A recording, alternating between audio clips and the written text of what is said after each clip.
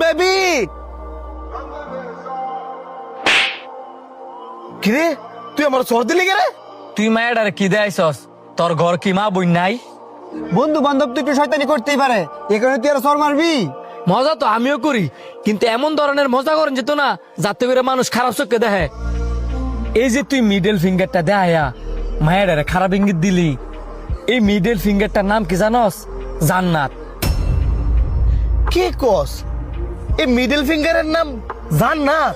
শুধু এই মিডল ফিঙ্গারের না, ফার্স্টটা আঙ্গুলের ফার্স্টটা নাম আছে।